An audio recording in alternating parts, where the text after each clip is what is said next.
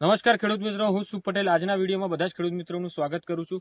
આજે આપણે વિજાપુર તાલુકાના કોટ ગામમાં મહેન્દ્રભાઈના ખેતરમાં ઉભા છીએ। આજથી 10 દિવસ પહેલા તેમને આપણી આઇકોનિક પ્રોડક્ટ એવી આઇકોનિક પી, જેની અંદર નાઇટ્રોજન, ફોસ્ફરસ અને બાયોસ્ટિમ્યુલન્ટ આવેલું છે, જેનો આપણે એક પંપની અંદર 40 ml 40 ગ્રામ પ્રતિ પંપે આપણે તેનો છંટકાવ કર્યો હતો બટાકા પાકની અંદર 35 દિવસની આસપાસ બટાકા ત્યારે। તો આજે તેમનું રિઝલ્ટ જોઈ શકો છો। પહેલા ખેડૂતભાઈ તમારો પરિચય આપો। પટેલ મહેન્દ્રકુમાર લક્ષ્મણભાઈ ગામકોટ। તો આઇકોનિક પી મહેન્દ્રભાઈ તમને કેવી પ્રોડક્ટ લાગી? પ્રોડક્ટ સારી લાગી આઇકોનિક પી। મેં 35 દિવસે બટાકાની અંદર છાંટ્યું હતું।